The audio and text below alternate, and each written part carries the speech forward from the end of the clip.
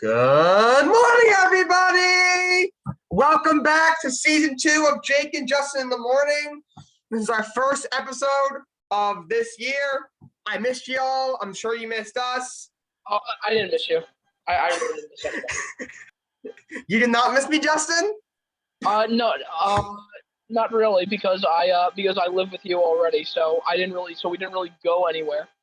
That is true. Yeah, we didn't really go anywhere. We just moved from a different building. Anyway, we got a great show for you. No guests this time. Season opener as per usual. We got a great show for you guys, and let's get the show on the road. So, I mean, who needs guests anyway? I don't need guests. I don't think any. I don't need them. Yeah, as Jake said, we got a great show for you today. So maybe we'll take the liberty of starting off with the question with the first thing. So, there are a few teams so far this NFL season. I know it just started. That are actually 2-0. Yes, that's right. They have perfect seasons, and that's the Raiders and the Broncos, and the Panthers and the Cardinals. So, Jake, out of those two teams, which ones are you sold on the most for having this great start, which no one really thought would happen for some of these teams? There is two teams I am definitely sold on. I am 1,000% sold on the Arizona Cardinals. Going into the season, I was telling people this team's going to be in the playoffs. People were telling me, oh, the division's tough, this, that, tough Kingsbury. But I think they're going to be in the playoffs. They look really good. Kyler Murray is blossoming into an absolute superstar, proving like he was number one pick in the draft. Obviously DeAndre Hopkins been DeAndre Hopkins. Christian Kirk looks like he's having a career year. This kid Rondale Moore looks really good. The defense looks very good. The addition of J.J. Watt and the return of Chandler Jones. Chandler Jones had 5 sacks in the first game. 5 sacks in one game this man had. And the addition of J.J. Watt has definitely helped. And I think I am definitely sold on the Arizona Cardinals. Another team I am sold on is the now 3-0 Carolina Panthers. Sam Darnold, obviously as Jet fans, we were wondering, is the Jets problem or a Darnold problem? I'm sorry to say, right now it's looking like a Jets problem because Sam has looked really good. Yeah, Christian McCaffrey's got injured again. He's had a few weeks, but when he's healthy, he looked Justin smiling because he didn't pick him in fantasy. Thankfully, I didn't either. He's looked good. DJ Moore, Robbie Anderson have a great. Darnold looks reborn. This defense looks insane. They right now have the number one defense in the NFL. Matt Rule showing that he got so much money to be the coach last year, and Carolina's looking really, really good as long as the defense plays this well and Sam keeps it up. I think they'll be a playoff team. All right, this is where I disagree with you, Jake. Here's the thing. I definitely agree with you. The Cardinals all the way. I would even go as far to say they're making the NFC Championship this year if they keep on playing at this rate. I mean, Kyler Murray, you're right. He's an absolute star. He really is. DeAndre Hopkins, absolute star. J.J. Watt, great player as well. However, aside from the Panthers, which by the way, yes, I am very happy because the main thing that I do in fantasy is I don't draft a running back, and I definitely don't draft Christian McCaffrey because I know that he's going to get injured after like 3 weeks. And guess what? He did. So screw you, fantasy opponents. I'm winning this time. It's my year. But I'm more sold on the Las Vegas Raiders because I think Derek Carr has improved a lot since last year. Josh Jacobs is playing well. Henry Ruggs is playing really, really well. I mean, this is a team that could really shock people in the AFC. They really can, and I also feel that they can stick it up to the AFC West, potentially even putting up a very good fight against the Chiefs. So I would say so I'm not really too sold on the Panthers because I do think that they've had a bit of an easier run because they played against look at their strength of schedule. They played against the Jets, which they stink, unfortunately. They played against the Texans, who also stink. And then they also played against, who else did they play against? I know they played against one more team. But you're right. Their schedule's been very easy. Yeah, well, I mean, the only one I'll give them is the Saints because they do have a lot of they do have a lot of great weapons on their team, like Michael Thomas and Alvin Kamara. But the only issue is that their quarterback, who got LASIK surgery, just decides to throw an interception while being sacked. I'm talking about you, Jameis Winston, in case you're listening. But yeah, definitely Cardinals, but I would have to disagree with you and go with the Las Vegas Raiders. Yeah, the Raiders have looked really good. You said Derek Carr, who he's not the best quarterback in the world, but I do think he is underrated. He has consistently been good for his entire career over the last, I would say, 2 seasons. He's starting to play like even a tiny bit elite. And he's looked really good. The run game there is very good. Henry Ruggs coming into his own. Darren Waller's a stud. The O-line, with my concerns for them coming into the season, I had a few. Their O-line lost a lot of pieces this offseason because Mike Mayock just decided, we have a top 5 offensive lineman. Well, let's just trade away basically all of our good offensive linemen besides left tackle Colton Miller. And also, I wasn't sure how much better their defense would be. I know they did add some pieces. They got some young guys who I think who had a chance to step up this season. I wasn't sure if they were going to. And the only reason I'm not 100% sold on them is I just don't know if John Gruden's styles work in today's NFL. That being said, Gruden's not dumb. He is a very intelligent coach. He knows it's very rare that a coach is brought in, misses the playoffs 4 years in a row, and survives. He's a little bit of an oddity because of how much money is left on his contract. But I think he definitely knows he's under pressure and maybe he's starting to ramp it up. So I do like what I see from the Raiders. I'm just not sure if they can keep it up. When it comes to the Denver Broncos, that's the one team I'm probably not sold on. Teddy Bridgewater, he's looked good. Good for him. He's been through a lot with all the injuries he's had. He's been replaced a couple places. But I just don't. I have not seen pre-injury Bridgewater yet, and he's been like 5 years since I have. So we'll see. And I just don't know. Especially with Robbie Chubb out 6 to 8 weeks. I'm not sold on Vic Fangio as a coach, and I'm not sold on Bridgewater. So I would say I'm definitely sold on Arizona. I'm pretty sold on Carolina. I'm decently sold on the Raiders, not so much on the Broncos. You make a really, really great point there. Yeah, I mean, I'm definitely not too sold on the Broncos. Also, just because of their strength of schedule, because they played against the Giants first, who has no pass rushing whatsoever, and they also played against Trevor Lawrence and the Jaguars, who are currently in the process of a rebuild.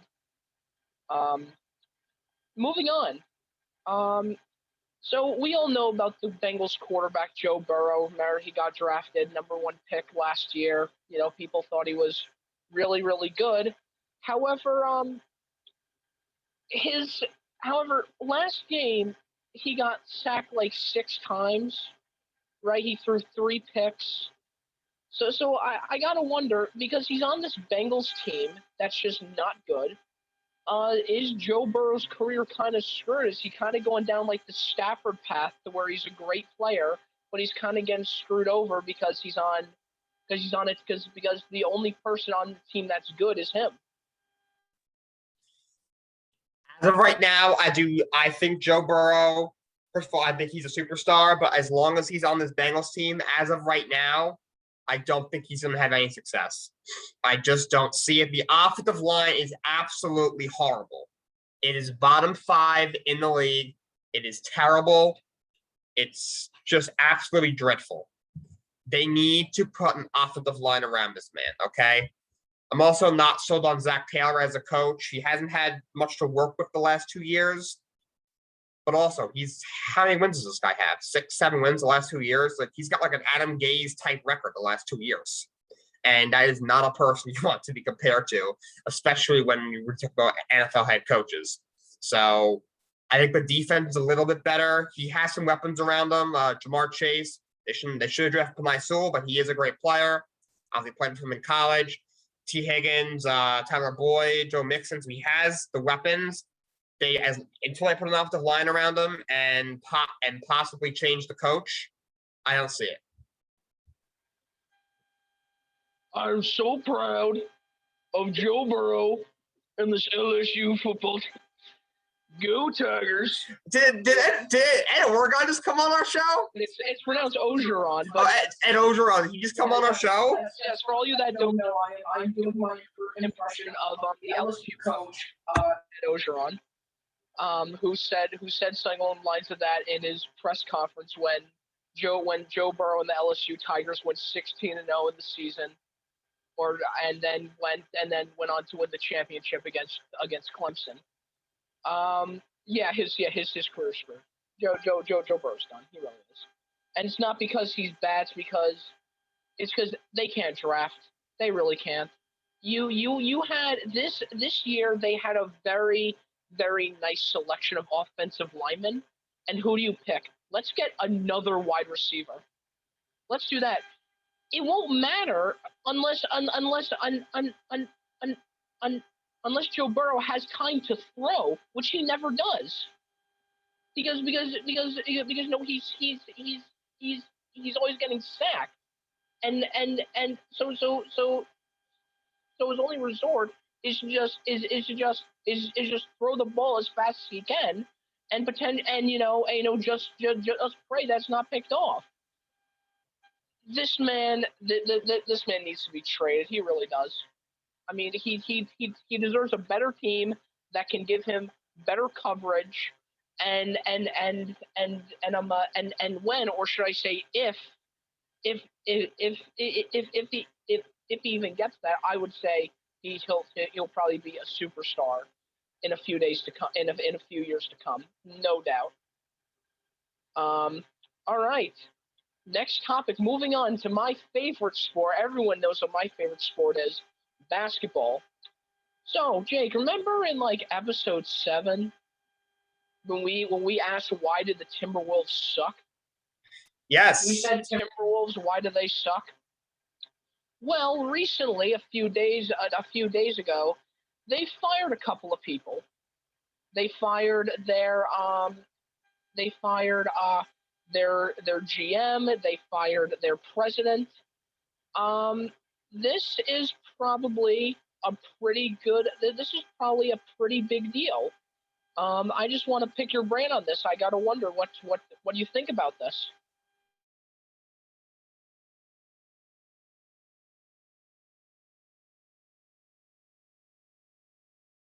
Gerson Rosas was fired.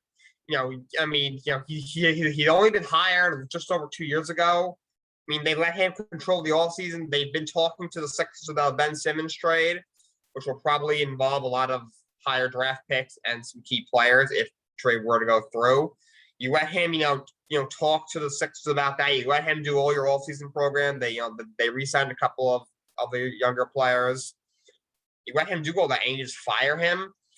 I did hear there was I think there's definitely some behind the scenes stuff here. Supposedly he was having an affair with a female employee on the team, and he is married, so obviously that's not cool. I do believe that was part of it, not the whole thing, but it was part of it. I heard a lot of people in the front office did not like him. Some of them weren't sold on some of his decisions that he made.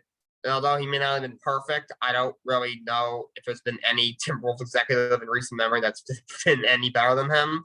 It's the Timberwolves. So I was a little bit shocked and a little bit confused, unless he just really, really was toxic, which I did hear.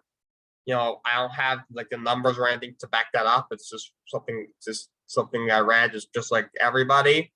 And maybe they probably did feel uncomfortable with his, his behaviors to other employees in the organization. And I just think combined with that, and he just, he hasn't exactly got the world on fire with the decisions he's made. He hasn't exactly, turn this franchise around. So I was a little bit confused. It was a little bit weird that they fired him so close to the start of the season. If you were this uncomfortable with him as your lead, basketball operations guy, why did you let him, run the all season in the first place? But if he really was toxic, then it was probably the right move.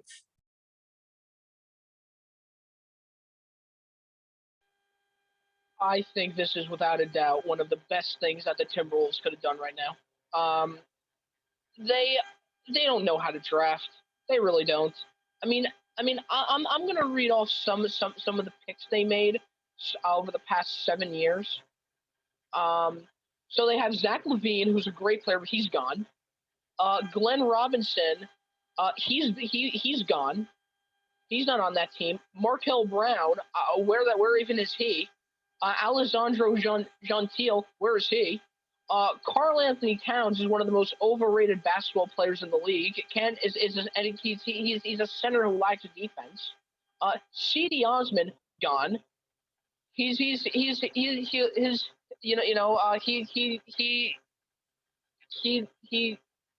don't even think he played for them. He played for Cleveland. Rakeem Christmas, where? Chris Dunn, Laurie Markkinen, who's not even on the team anymore. Josh Okogie, Kieta Bates Diop, Jarrett Culver, and then you have Anthony Edwards, who I don't even think is who hasn't even made that big of a name for himself on this team. I mean, in all those years, they've drafted probably 3 good players, and some of them, and one of them, it just doesn't look as good, Karl Anthony Towns, and one of them, which I would say is the best one they've drafted, Zach LaVine, is making a big name for himself on the Bulls. This team doesn't know what they're doing. And I feel that it starts off with the GM and learning how to draft properly. So then now they can go into a rebuild phase. And I'm not saying that they're going to make it to the playoffs. Well, what I am saying is that with some good general management, you'd be able to have a very very stable rebuild and potentially become over time a playoff team to even a championship winning team in a few years. I think this is good. A-Rod, one of the owners, you don't suck. Good. So it's good. I want to see more from this team, really. Moving on. Let's get started with something I've been waiting to do for a while. Jake and I are proud to be doing some NBA power rankings. These are preseason power rankings, by the way, of who we think is going to end up on top and on the bottom by the end of the year, by the end of the 2021-2022 season. So Jake, let's get started. All right, let me just share my screen. Gonna pull up. Let's just go to my.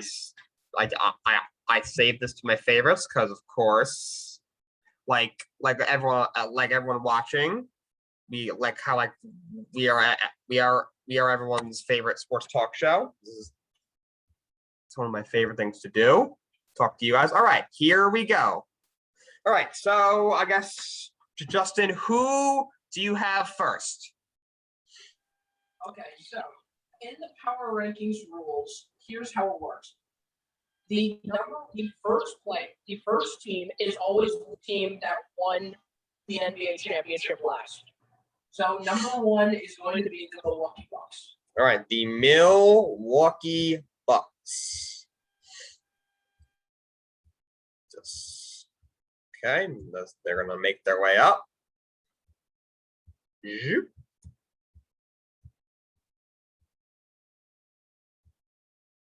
All right, the Milwaukee Bucks, the defending champions, number 1. Number 2, this one's tough. This one's tough because this year we have a lot of super teams. And if this was any other power ranking, and if power rankings were to work differently, I'd probably put a different team at number one. But currently, because Milwaukee won the championship, they are the team to beat.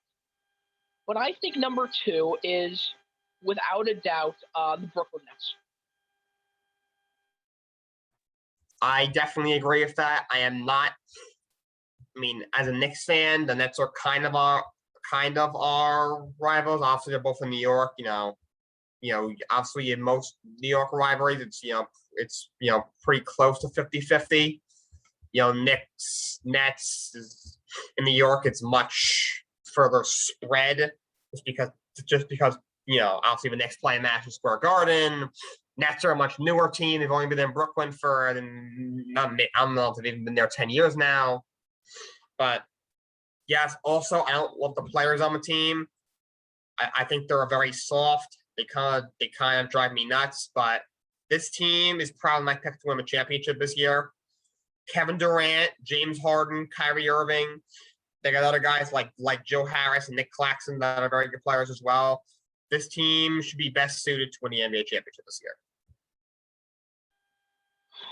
Number three. This is where it gets a little bit more difficult because number three, I would probably put. I mean, when you get one and two, that's good, but I'm probably going to have to slightly give the Los Angeles Lakers the spot at number three because they also have a very stacked team. People argue that they're older, so they might not be as good, but LeBron James, Anthony Davis, Russell Westbrook, Carmelo Anthony, and being down and then losing Kyle Kuzma, I think puts a very, very winnable situation on their hand. So that's why I believe that they're going to be the third pick. They're going to be third overall. I'm going to agree with you there as well. As people know, I am not a LeBron fan. I think the man is out of his mind sometimes, but he is a great player. He's one of the all-time greats. He is not in the GOAT conversation. He never will be. He's not even in my top 5 greats of all time, but he is a top 3 player in the world still. You could argue the number 1 player in the world. I would put him at number 2 behind Kevin Durant, but he's still an all-time great and one of the best players in the world. Anthony Davis is an outstanding player. I would consider him a superstar. Russell Westbrook is a great player. They have, Carmelo Anthony is still a very good player. They brought in Kendrick Nunn, who's a good player. But this team should be one of the favorites in the Western Conference. And I agree with them being third on the power rankings. Number 4. Oh, God. Number 4, I'm going to say is the Phoenix Suns. I agree with you, definitely. Yeah, because here's why. You have because you need to remember they were the runner-ups last year, and they have a great team to prove it. Devin Booker, Chris Paul. Even though I don't think he's as great as people say he is, I think he is still a good player. You have Cameron Payne, Cameron Johnson, Mikal Bridges has done well. You have Dario Saric who did well, but unfortunately got injured in the finals. I think they're going to have a really great year this year, just like they did last season.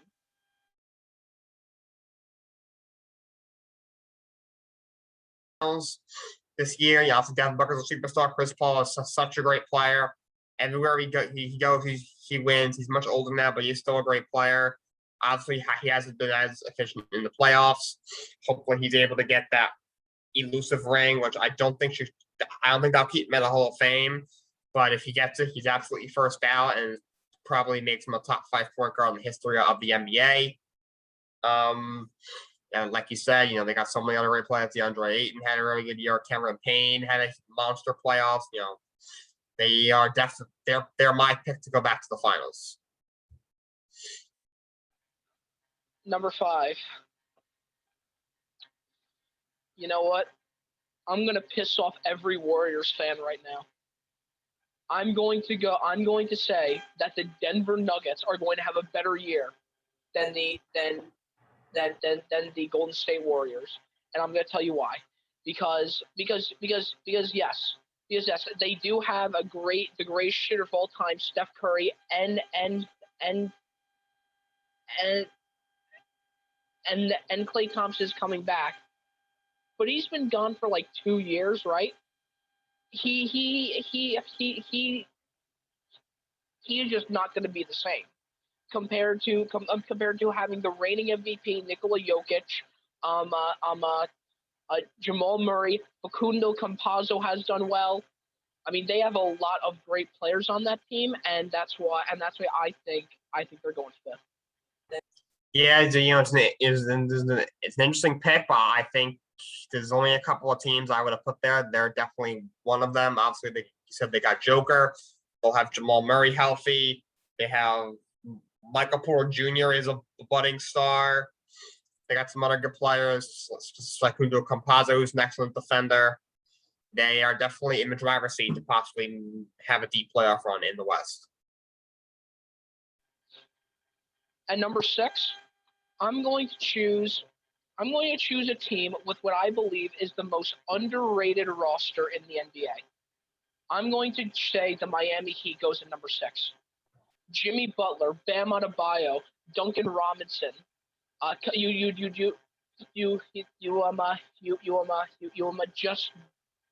Just picked up Kyle Lowry. This is going to be a really good team. So I'd probably watch out because I also think that they're going to be a dark horse in the playoffs.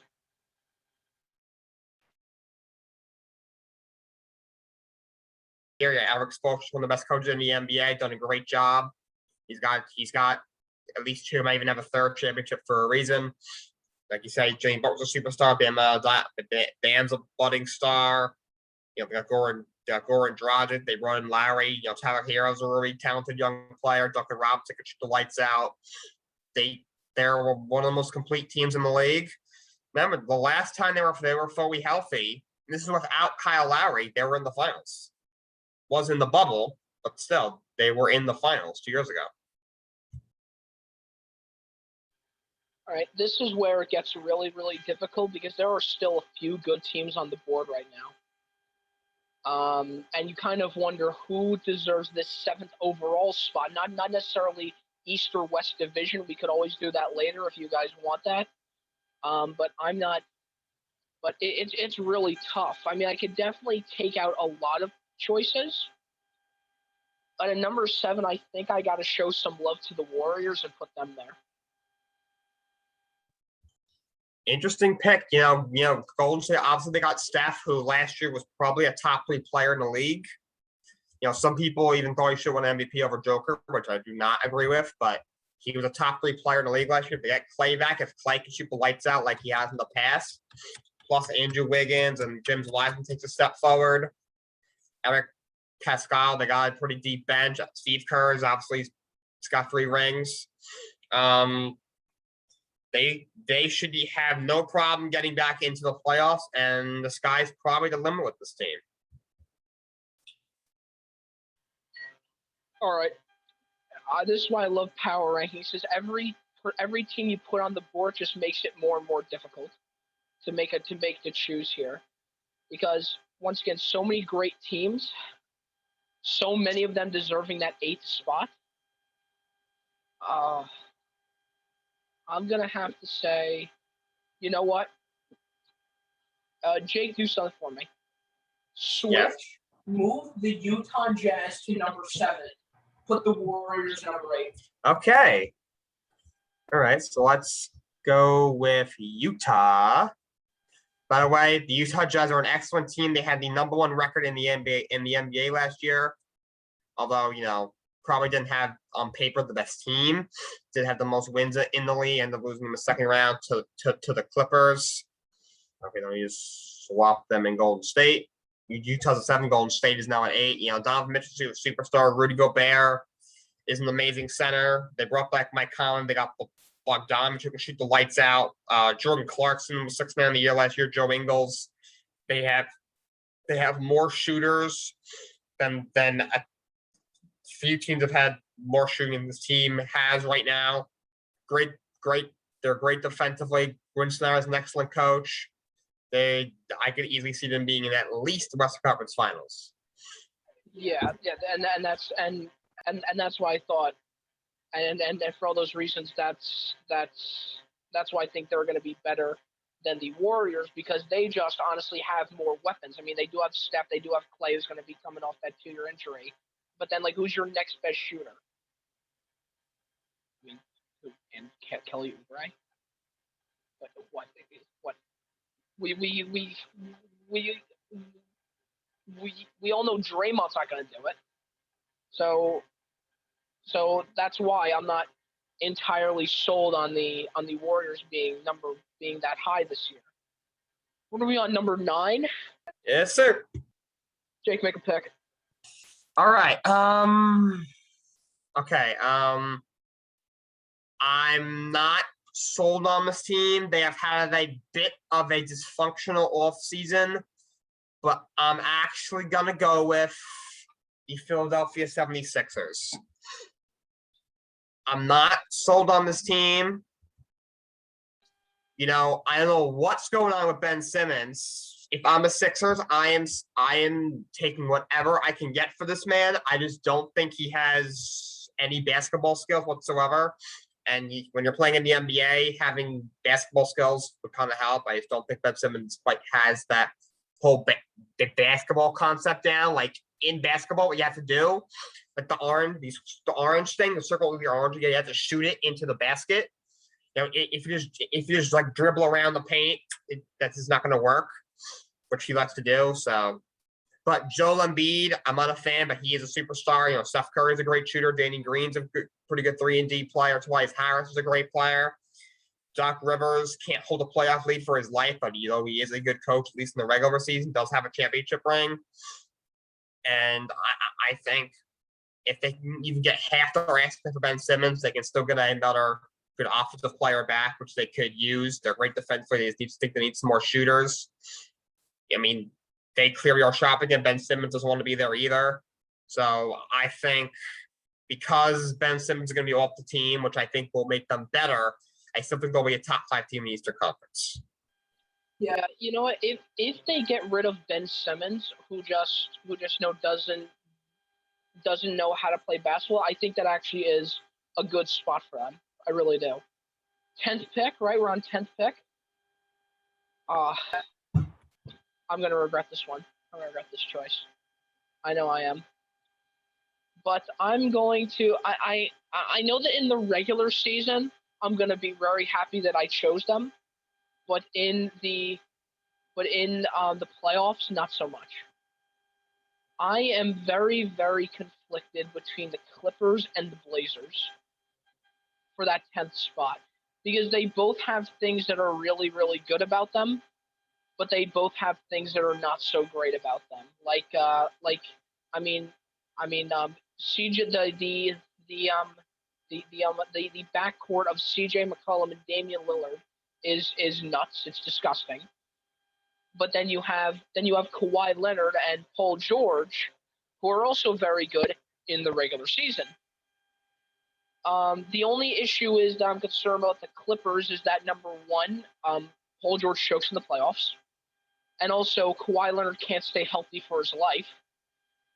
But the issue is with the Trailblazers that they just in general just cannot make a deep playoff run. It's way too difficult for them.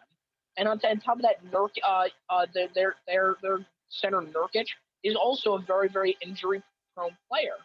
So these are two teams that you could really both put there and make a good argument as to why. But I think just out of overall skill, I think at least the superstars don't get injured the most on this team. So I'm gonna have to say the Blazers. Yeah, Portland is a very good team. Damian Lillard, I think you could argue the top 5 player in basketball, definitely top 10. He said him and McCollum together is insane.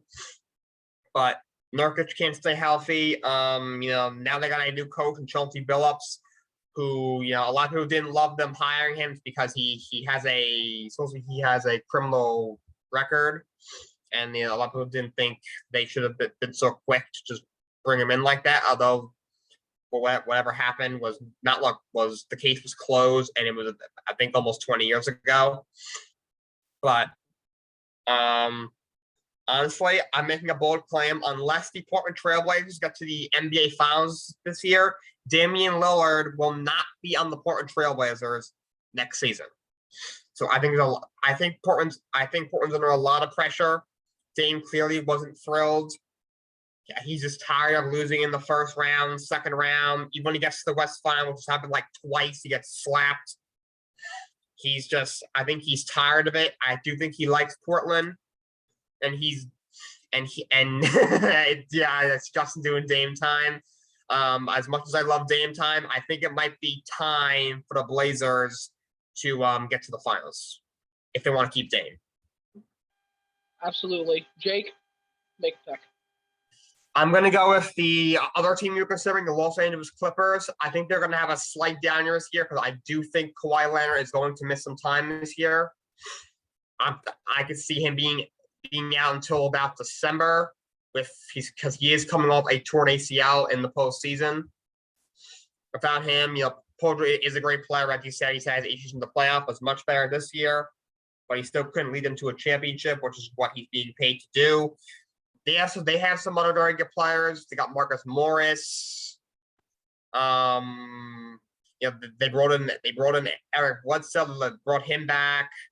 Ty Lue's a pretty good coach. I wouldn't call him a great coach like some people say, but I would say he's a good coach. Does have a championship ring, though he was carried by LeBron and Kyrie Irving.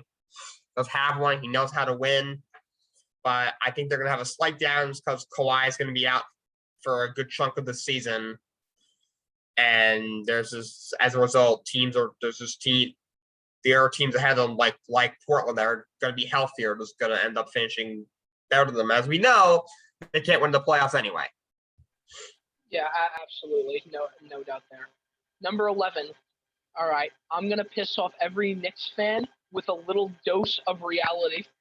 The number 11 spot is the Atlanta Hawks. Yeah, I know you Knicks fans are mad about that one. I know, because Trae Young hurts you in the playoffs. But you have to admit the man is talented. He really is. But it's not just him. It's John Collins. It's Kevin Huerter. It's Bogdan Bogdanovic. I mean, it's Clint Capella. Like what a starting lineup to have, and it's just the depth of talent on all of them is just unmatched. So and that's why they deserve the 11th spot. Sorry, Knicks fans. As a Knicks fan, this kind of hurts, but Atlanta has a talented team. As much as I despise Trae Young, the sky is the limit with this man. He is an absolute sniper. There are very few people in the NBA that could pull up from a logo, miss like 3 times in a row, and the coach can just say, do it again. I think there's 3 people in the league, probably Steph, Dame, and Trae Young. Like you said, the supporting caster is excellent. Capella, Bogdanovic, Collins. They have Gallinari on that team as well. And the Nick McMillan did a great job with them last year. When they brought him as an assistant, they might as well have just fired Lloyd Pierce and just made him the coach. I mean, Lloyd Pierce clearly had no idea what he was doing, and you put Nick McMillan just gets promoted, and all of a sudden they go on this crazy run. They went from being out of the playoffs all the way to the Eastern Conference Finals. So yeah, they're definitely in position to be good for a long time. You know what, Jake? Before you make your pick, just show me up top real quick because I think I want to make a switch with the Hawks. Okay. You know what? Do we believe really that the Hawks are worse than the Clippers? I think we should flip that. Honestly, I don't like the Hawks, but I think Atlanta's going to be really good this year. I mean, last year they defied the odds. People were like, oh, the Knicks are too good to defend. They're going to beat them. And they slap the Knicks in the face. Then the second round, like, oh, the Sixers are going to crush them. Joel Embiid, he's an MVP candidate. And they came back from down 3-1 or 3-2 to beat them. So, I mean, and now, when people rank the Eastern Conference, they think, oh, the Bucks are the defending champ. The Nets got 3 superstars. Sixers still got Joel Embiid. The Knicks are going to be even better than they were last year. Atlanta, I think, is really, really good. I think they're going to surprise a lot of people. I think they'll be top 5. I agree. Put them ahead of the Clippers. All right, Jake, make your next pick. Okay. My next pick. This is when we get tough. I may be a little bit biased, but I'm going to go with the New York Knicks. Last year, they finally found a coach that knows what he's doing in Tom Thibodeau. Their just horrendous owner finally decided to just stop getting involved. He realized, anything he touches when it comes to sports, just something bad happens, just somehow, some way. But it's all right for us Ranger fans. He's moved on to them now by just firing the entire front office for no reason last year. But the Knicks, they're a top team defensively. They added Evan Fournier and Kemba Walker, 2 really good scorers in the offseason. They, RJ Barrett, I think, is a budding star. I think Emmanuel quickly, it's the same thing. Obi Toppin's got all the talent in the world. If Mitchell Robinson can stay healthy, he's an excellent center. And they got a really good bench. These guys like Derrick Rose, who can still contribute. You got Alec Burks, Taj Gibson. I see Justin when I said Derrick Rose just almost start crying. And they're I'm just not crying, you're crying. Very true. Well, it's a shame, but he's still a good player. And I think combination of how good they are defensively, how good of a coach Tom Thibodeau is reigning coach of the year, how much young talent they have that are continuing to get better, and how I think their bench is very deep. A combination of all these things, I think the Knicks are going to be really good this year. Yeah, the Knicks are very, very exciting this year. And speaking of exciting, for the number to end off 14th, this team is probably one of the biggest teams, the biggest teams that I am the most excited for. I feel that everybody should watch this team because I think they're going to have a playoff run this year. For 14th, I'm going with the Chicago Bulls. Yeah, so Chicago Bulls. I'm not sure any of you watched the Last Dance documentary. If you haven't, watch it. The documentary was amazing. At the very end, it showed after they broke up the team after 1998, which I don't know why they did. If you won 6 championships, might as well go for 7. Michael Jordan was like, "Oh, we're breaking the team up. Well, I'm just going to retire again. No, I don't want to play here." It showed like Scottie Pippen was traded, Dennis Rodman was bought out, Steve Kerr was traded, this guy was traded, Phil Jackson resigned, they brought in the new coach, and the Bulls began to rebuild. And I'm like, they began to rebuild, like it's 2020. It's been 22 years, they're still rebuilding. But they finally, for the first time since the Michael Jordan days, or maybe prime Derrick Rose days, which as we know was a long time, so quite a while ago, they had a good team. They brought in DeMar DeRozan. They got Zach LaVine. They got Nikola Vucevic. He has not lived up to expectations, but Lonzo Ball is still very young and he is talented. He made some strides last year. This is when he's got to either show up or go home. So they got a very talented team.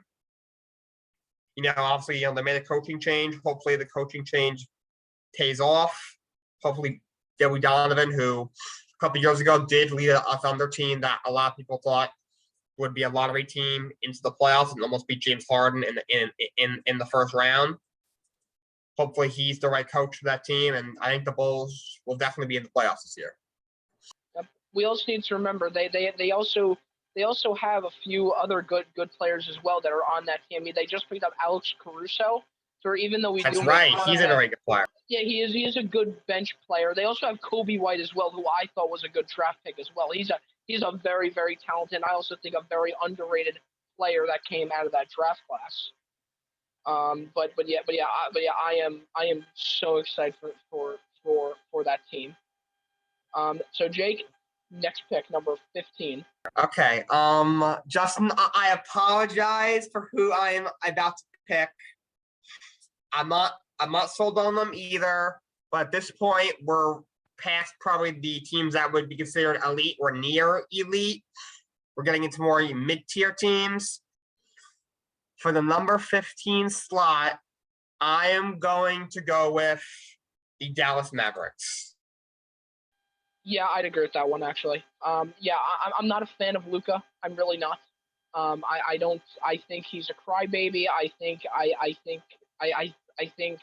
he can't handle losing. He's Mr. Technical Foul. That's all he does, just get pissed off. But he is a very, very, very talented player. He is without a doubt one of the best shooters in the league. And then they also got a few players in the backup as well. You have Porzingis, who when he's not injured, 70% of the time is a good player. You also have players like Tim Hardaway Jr. as well, who's also on the Knicks, which I'm also bitter about, but still they have some very, very good players. And I don't see them being a great team. However, yeah, a mid-tier team would probably be where they should end off the best. Yeah, it's going to be interesting. We have some new faces for the first time in a while in Dallas. Rick Carlisle, who have been there almost 15 years, stepped down. They brought in Jason Kidd, of course, a Mavericks legend, which I wasn't a fan of, even though obviously basically because he was friends with Mark Cuban, he got the job. I don't think he's a very good coach. His 1 year in the Nets, he wasn't that good. I didn't love his tenure in Milwaukee.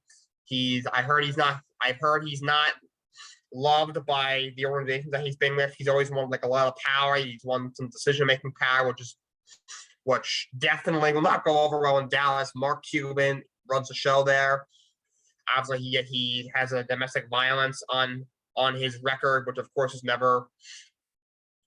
which is always going to be a turnoff for the rest of his life. So I don't love that they brought him in. And like you said, Luka, he's soft. He's a crybaby. He gets one foul called against him. He clotheslines a person. They call it technical foul or flagrant foul on him. He cries like he didn't even touch the person. Like, dude, you literally.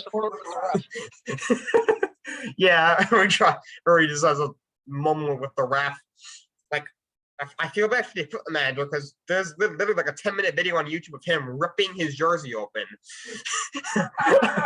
Eventually, the equipment manager is going to be like, dude, I only have so many jerseys. Can you stop ripping your jersey? And Porzingis, I'm glad he's not open Knicks. He's arrogant. He can't stay healthy. He's a great player when he's healthy. He's a freak of nature, being 7'6". He could shoot. But they got Tim Hardaway. Junior's a very good player. I just don't think they have enough.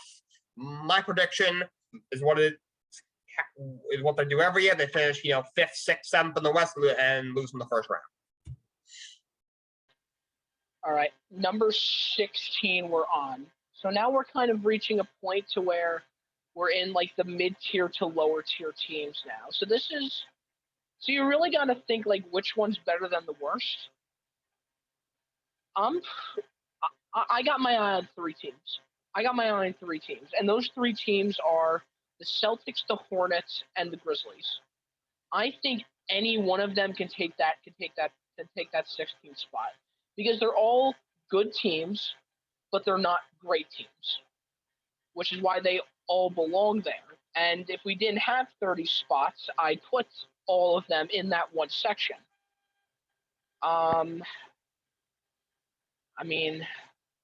You know what? Hornets. LaMelo Ball, Miles Bridges, Terry Rozier, great players.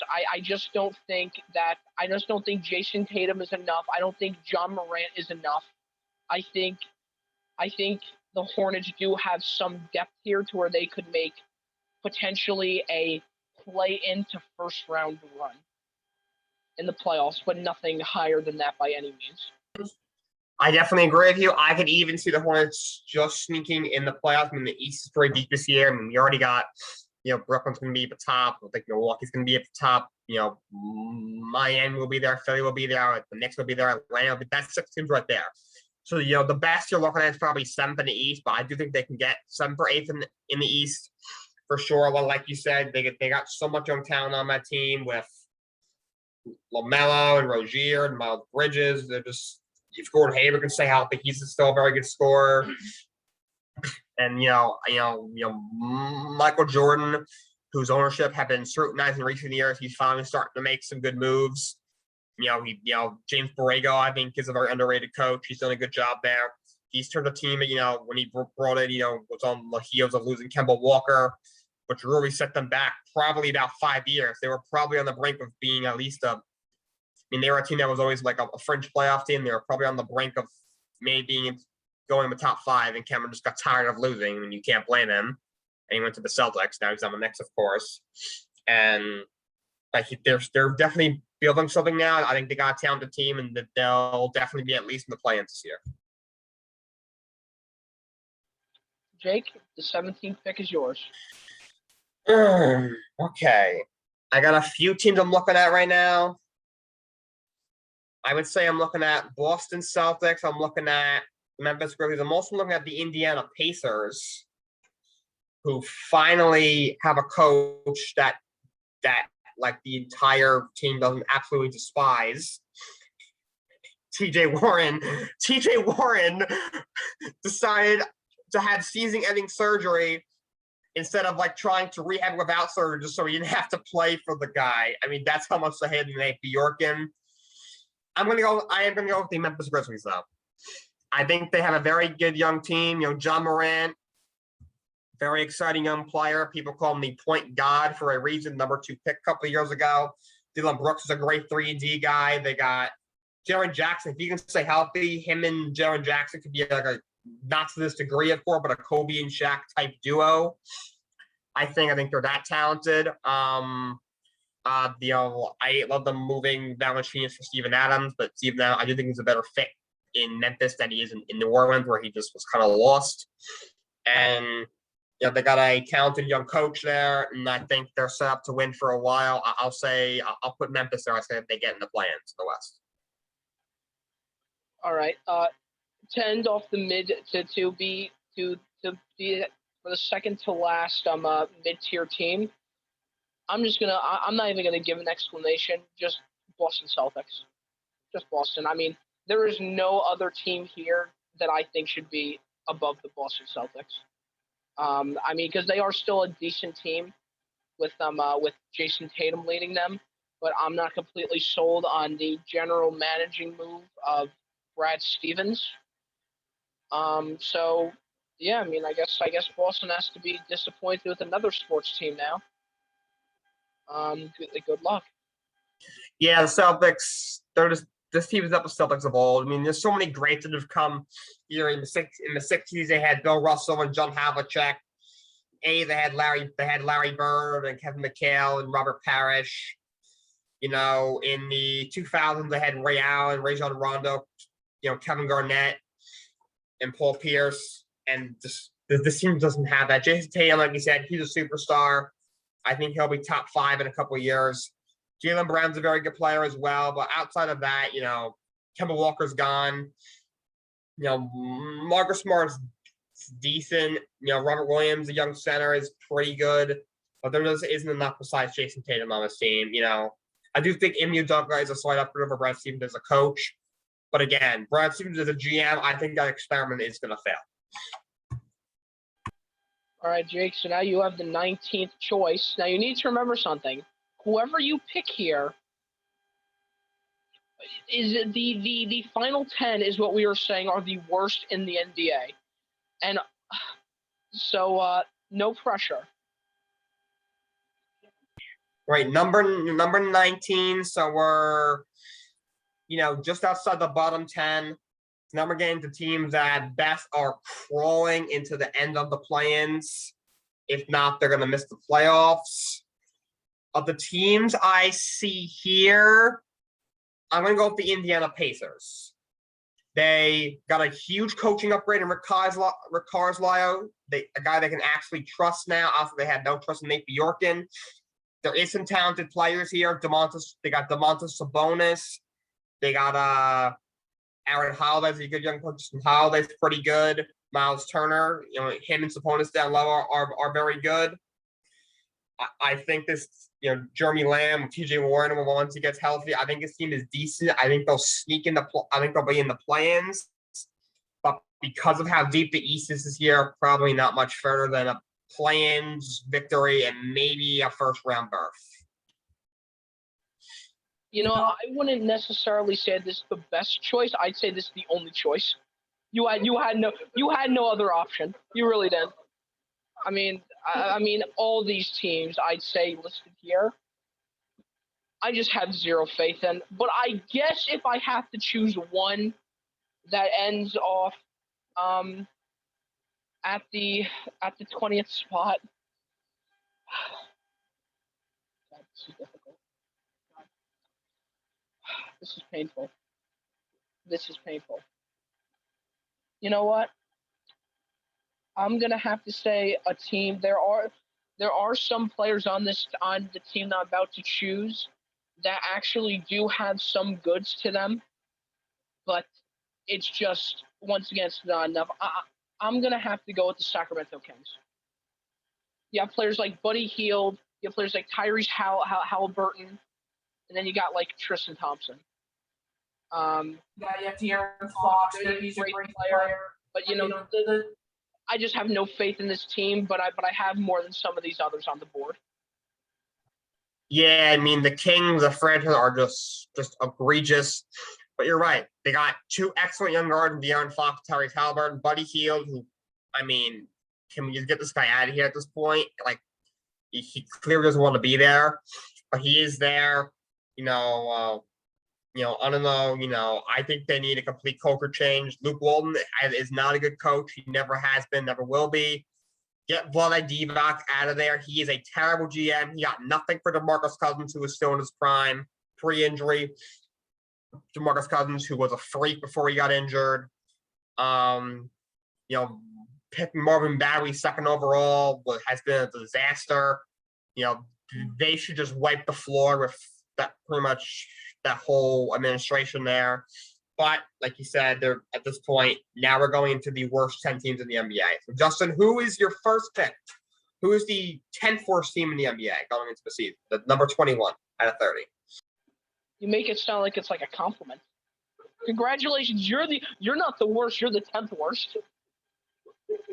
And number 9 plus 10, 21. Yeah, I gotta make that joke for all you millennial viners out there that with that joke. For number 21, okay, I've ripped on this team a lot.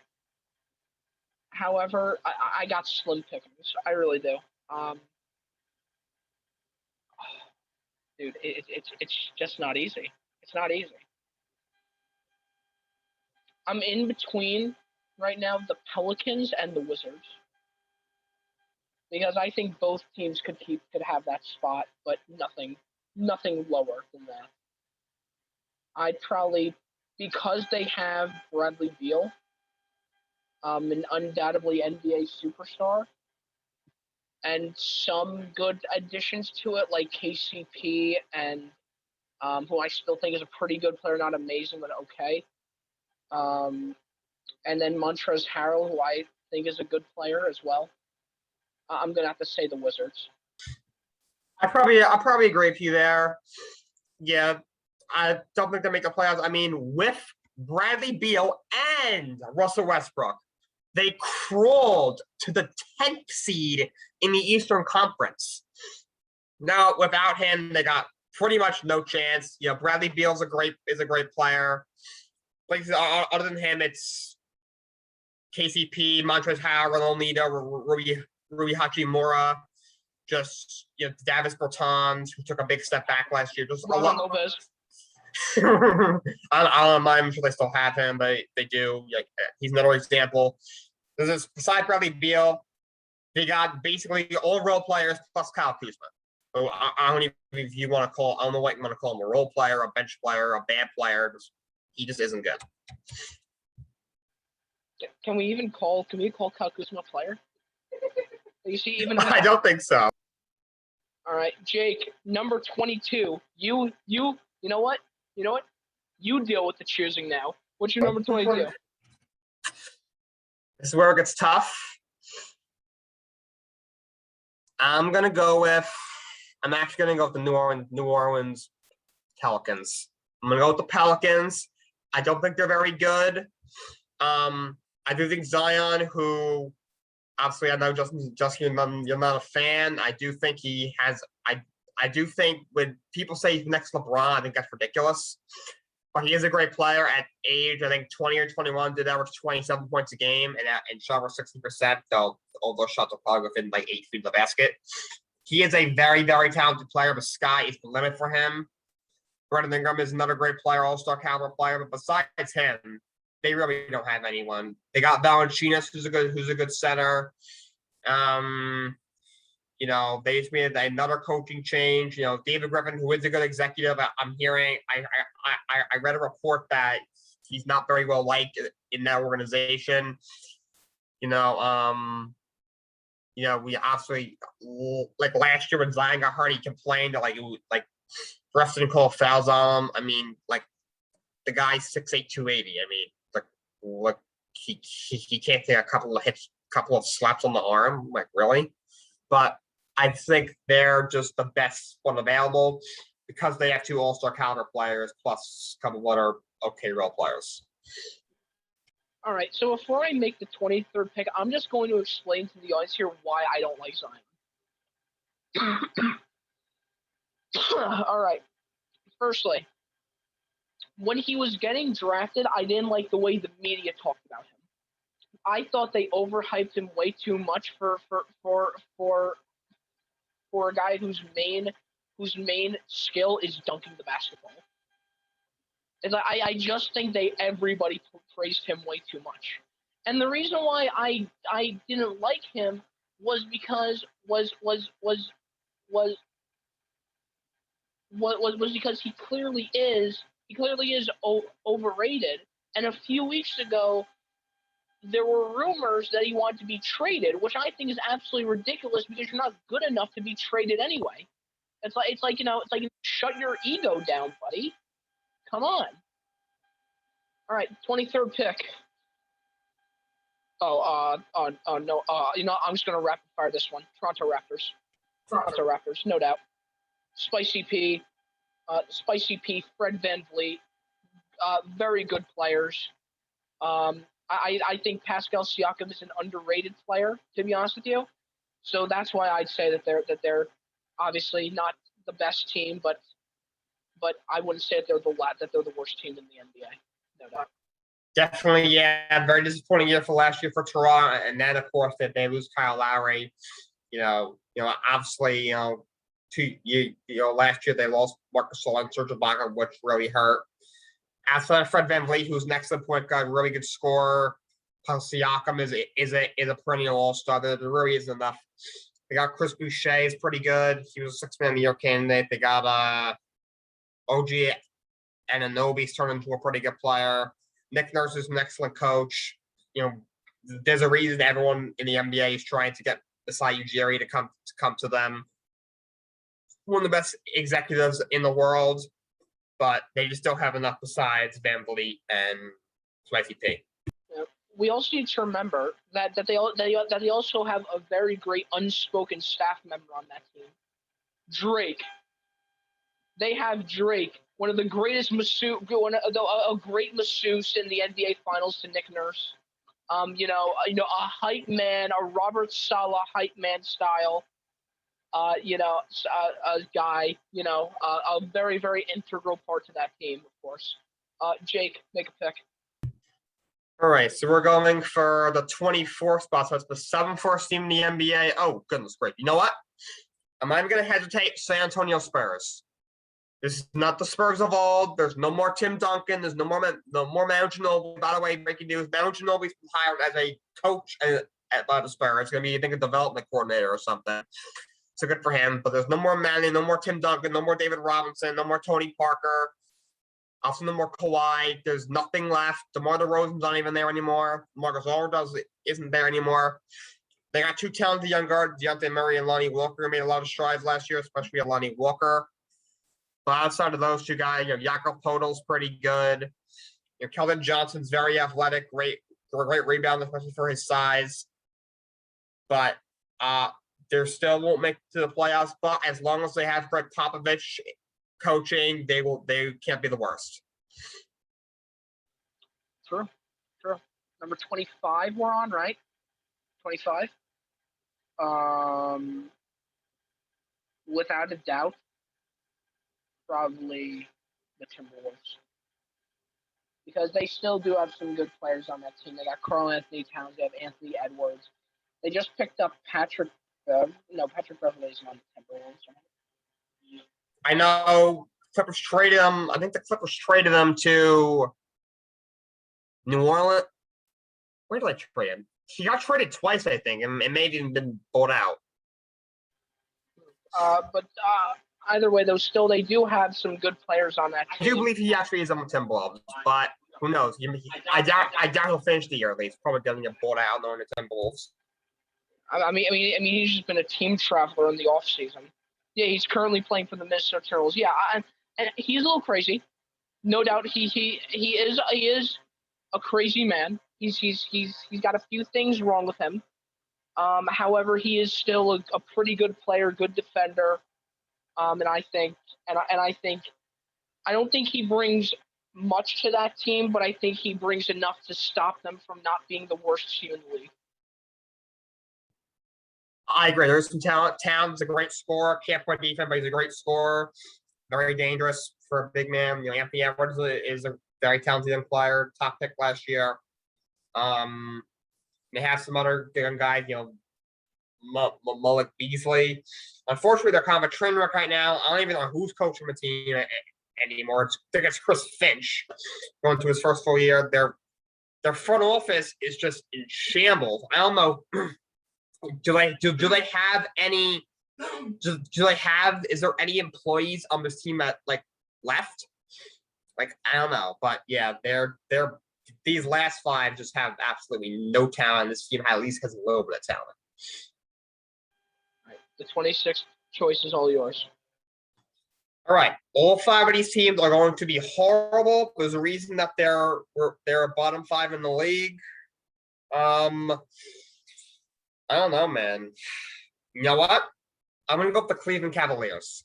They have two excellent young guards in Colin Sexton and Darius Garland. They brought in Lauri Markkanen, who, if he can stay healthy, is a really good player. He can shoot the lights out, especially for a big man. They re-signed Jared Allen. They got C.D. Osman there. J.B. Bickerstaff hasn't been a great coach, but he's been serviceable. He's better than the other 14 that just have absolutely nothing to work with, basically. You know what? Before I make my pick, you make such a good point. I think it would be smart to flip the Cavaliers and the Timberwolves. I really do. I think there is just more talent on the Cavaliers than there are Timberwolves. At least Cleveland's actually has front office employees. Yeah. All right. Number 27. Oh, I love to piss off people. I love to piss people off. Let me tell you something, Detroit fans. Cade Cunningham isn't enough. He's just not. He's a great player, but he's not enough. But he is good enough, though, to make them not the worst team in the league. So I guess you get some points there, which is why I'm putting them at number 27, the Detroit Pistons. Detroit Pistons, like all Detroit sports, they're terrible. Cade Cunningham's going to be a superstar, but like you said, I mean, who else even is on this team? If you offer me $1,000, I don't think I'll be able to name another person on that team. Like Dwayne Casey is still coaching there. Why? I don't know. The only thing he's known for is winning Coach of the Year, only to get swept in the second round by LeBron and watch Kevin Love. So, yeah, but I guess Kate Cunningham, because of how talented he is, gets them out of the absolute basement of the NBA. All right, you know what? I think the final 3 picks are pretty obvious in the order that they should go. I mean, we may have disagreements on the 29th and 30th pick, but I want to hear your pick is for 28th. My pick for 28th is actually the Oklahoma City Thunder.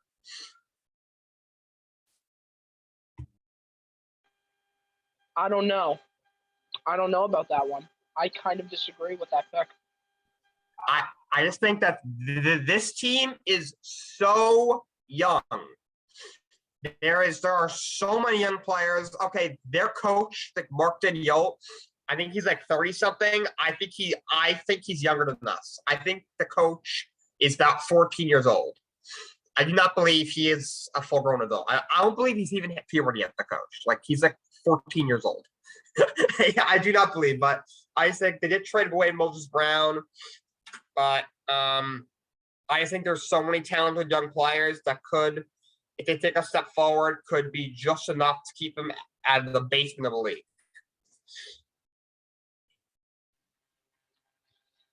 All right, this is where I disagree with you because you need to remember that currently, if we choose the 29th pick, the net 30th pick is going to be the worst team in the league. I think the team that should go over the Thunder is the Houston Rockets because they just picked up a great draft pick, Jalen Green, who is a very, very good player. They still have John Wall, who even though he's injured, he's still good. They have a pretty nice bench as well. I'll tell you that. I think if they could get Chris Clemens in a little bit more, he'd be good for that team. I think if Daniel House could kind of figure out how to play basketball, they'll be doing well. I just think that Steven Silas is a bad coach. He's a soft coach. He doesn't challenge anything. But I do think that they are better than the Thunder because at least they do have some talent on their team. The Thunder do too. They have Dort. They have Shai Gilgeous-Alexander. But I still think that the Rockets might have a little bit more of an edge over them. Not by a long shot, but a decent amount. I probably agree with that. Yeah, the Rockets. This kid Jalen Green, he might end up being the best player in this draft. And Kate Cunningham, we kind of knew would be number 1 pick. Leading up to the draft the last week or two, there were some executives who were saying that Jalen Green should have went number 1. So I think he's going to be an assassin. Christian Wood is a great player. I don't know if he'll survive the season there. There really is no point to have the team that of how far away they are from winning, having a guy signed for just next year on the team. John Wall, I heard they're probably going to trade him, but I do think that with Jalen Green and I would say Jalen Green and Christian Wood are a better duo than Shai and Luton Dort. And both teams, besides those 2 teams, have very questionable coaches. The Thunder's coach looks like he's about 12 years of age. And as you said, Steven Silas is just completely out of his league. Like, go coach like high school or something, dude. Like, you're just not good.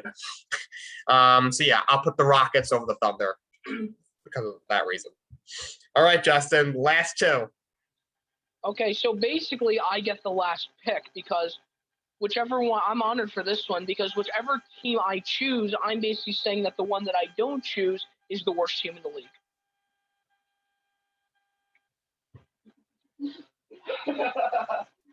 They're like, wow. This is...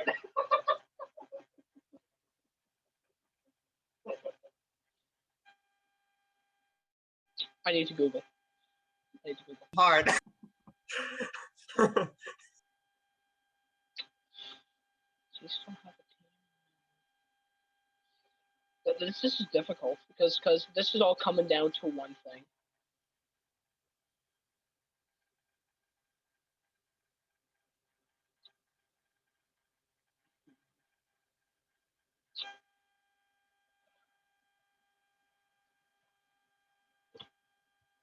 I can tell you who I think is going to be the worst team in the NBA this year.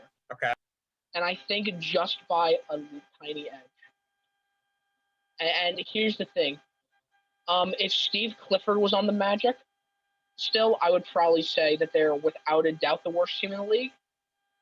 But I do think the Thunder have an edge over them. And the Magic are just the worst. Like the best player on the Thunder is Shai Gilgeous-Alexander. And he's shown some, and he can back it up because he is a good player. However, the Magic, I mean, you lost Aaron Gordon, you lost Evan Fournier, you lost Nikola Vucevic. You had 3 superstars on your team. You couldn't make it happen, but however, your coach sucked. You recently hired Jamal Mosley, to where we're not sure how well he's going to do. We also don't know how well the Thunder coach is going to do as well. And also, who's your best player on the Magic now? Markelle Fultz? Seriously, who is your best player? So, yeah, Thunder, 29th, the worst team in the NBA is without a doubt the Orlando Magic.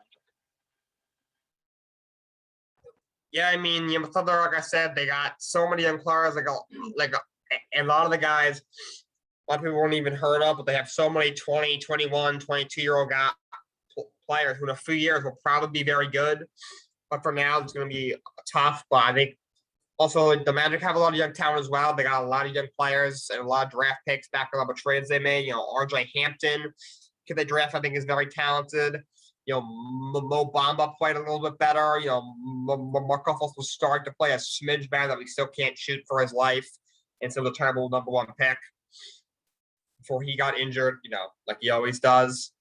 They got some other young pieces there that can play a little bit and are developing.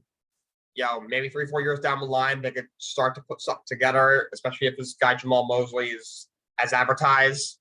He learned a lot under Rick Carlisle. He's very intelligent when it comes to defense.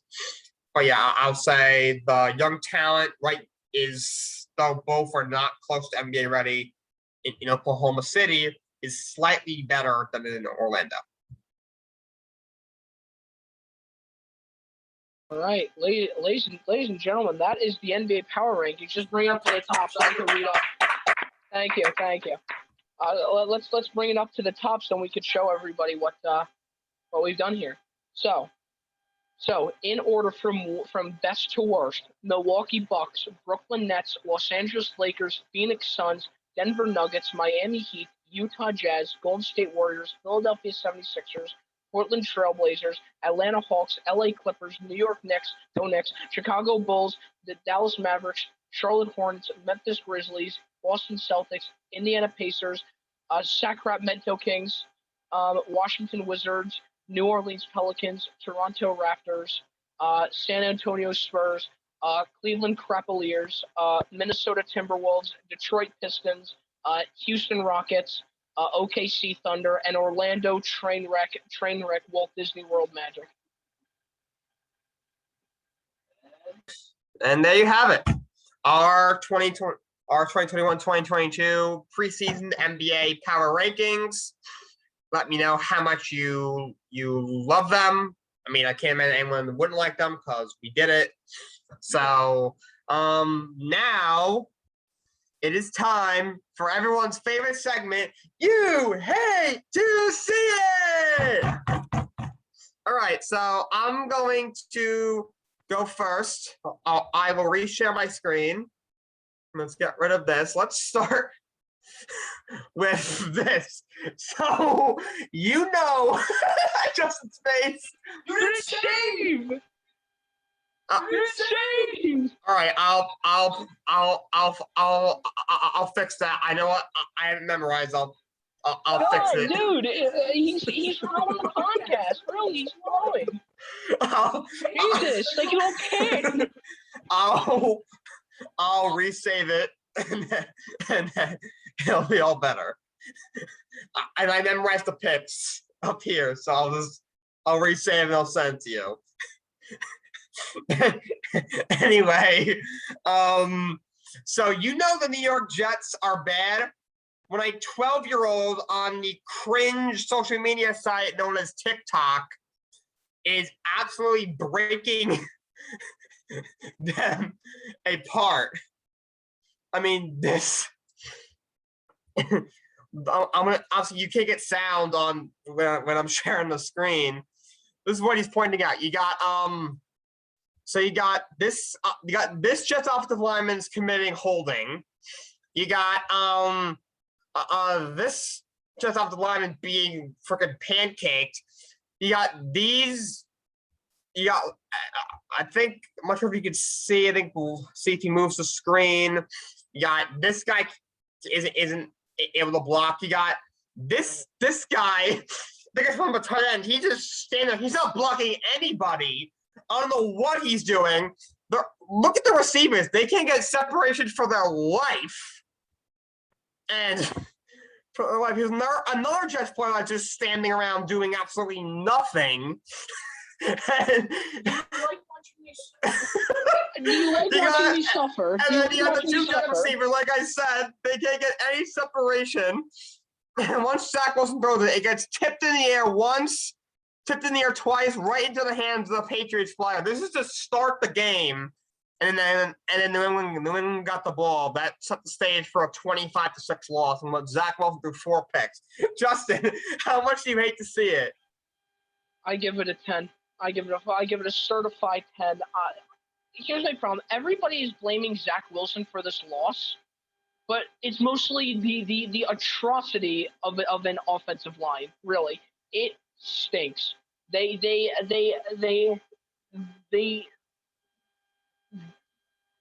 need better linemen for Zach Wilson to thrive, and they're just not getting it done. 10 out of 10. I hate to say it. I agree with you. You know your team sucks, but a 12-year-old social media idiot is absolutely ripping apart your team, and it's 1,000% accurate. Don't rip on TikTok. Jackson Mahomes is on there. Did you see him? He was dancing to the new Drake song, and then when they lost, he poured water on the Ravens fan. Yeah, I saw that. Yeah, I saw that. I would try to get him out of the family. I really would. I just try to distance myself as far away from them. If I'm Patrick Mahomes, I'd be like, who? Who are you? All right. Moving on. As you know, the Vikings, they just can't make a field goal. So week 2, there was 4 seconds left in the game. They are down by 1 point. Their kicker, Greg Joseph, had a 37-yard field goal, so pretty short to win the game. And this is what happened. Oh, no, wide right. Another Vikings missed kick. Justin, how much do you hate to see it? I'm giving this a 10. But not only am I going to give it a 10, I'm going to give it another 10.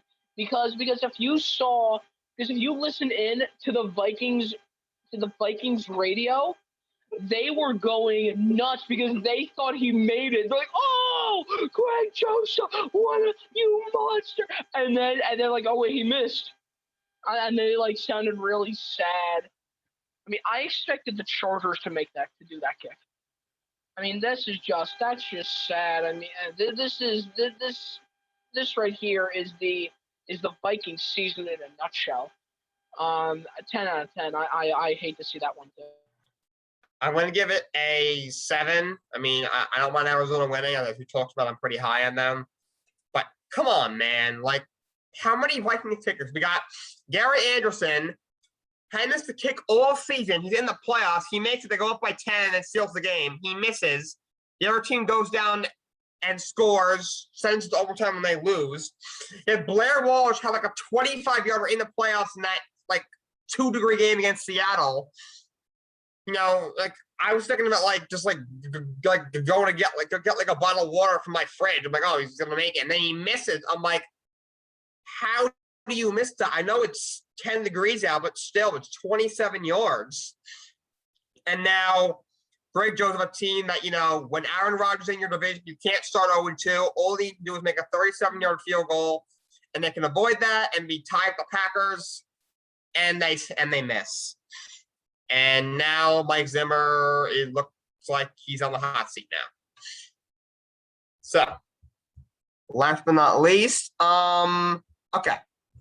Y'all saw that crazy Ravens and Chiefs game where caption this. Ravens quarterback Lamar Jackson was not at practice yesterday. He said yesterday that his hip was sore after flipping into the end zone when there was no defenders around. Justin, how much do you hate to see it?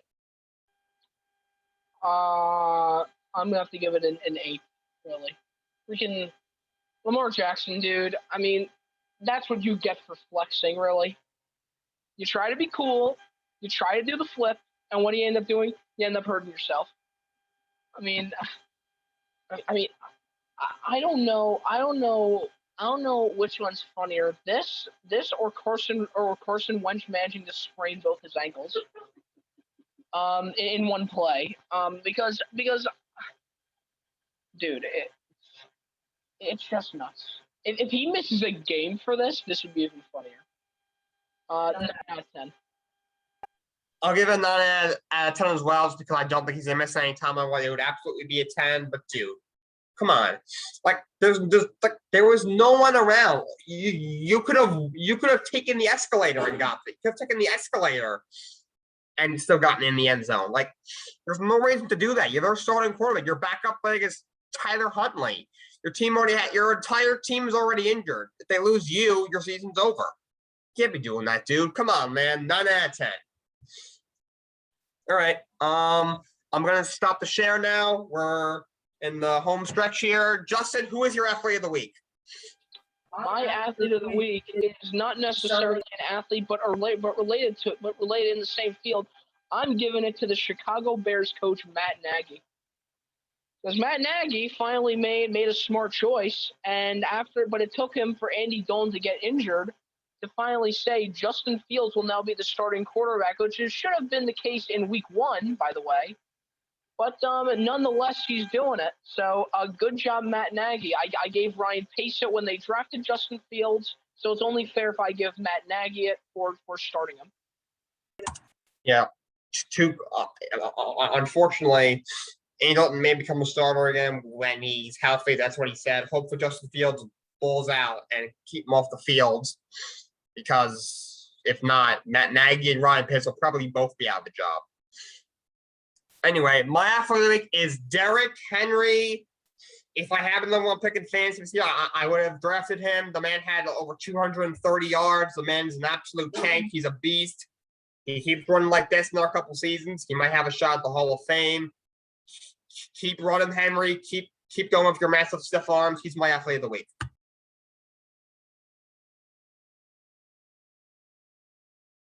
All right, that's all we have for you guys today. Before we say goodbye, I think Justin has an announcement for our future shows. Yeah. So, as you guys know, usually how this works is, except for some specials, whether it being like a season opener, or a power ranking special, or March Madness like we did before. You guys know these. We usually do guests, and it's very, very difficult to choose guests all the time. So what I'm actually doing is, if I could share my screen, this right here is a guest form for Jake and Justin in the morning, to where, it's not like we're looking for anybody. It's not like applications or anything like that. Simply what you do is you put down your name, of course, and you gotta know your name.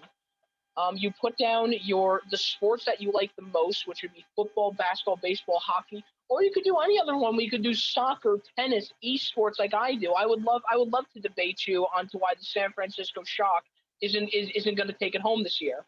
But any sport you like, do it. Check it off, or write down the other section down here, and so then we know what to mostly focus our episode on when you come on. And of course, put down your contact information, being your phone number, but that could also be your email or your social media, or social media of some sort, so then we can get in touch with you to let you know what time is best, what day is best for you to go. And if we get a lot of people who do this, which I think we will, we have to do, we have to kind of schedule in for when we can put you in. But I'll tell you, we definitely can put people in, because we got a lot of episodes coming up, a lot of fun things to talk about.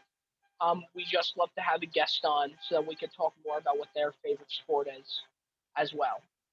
So yeah, there we go. I just got a text from Jake saying that his computer died. Oh, never mind, he's back. Welcome back, Jake. Look who finally decided to show up. To all of you watching, I saw it was on like really low battery, but I just figured it would last. And it died. I was like, oh no. So I plugged it in. I thought it would like take 5 minutes to load. So I was like, all right, let me just text him and then he'll finish up the show. I didn't realize it would come right back on. By the time you realized, I was already touching the thing. So thank you for bearing with us. Thank you, everyone. I hope you enjoyed our show. We should have some special guests coming on in the future. Fill out that application. Follow us at The Real Jake and Justin on Instagram.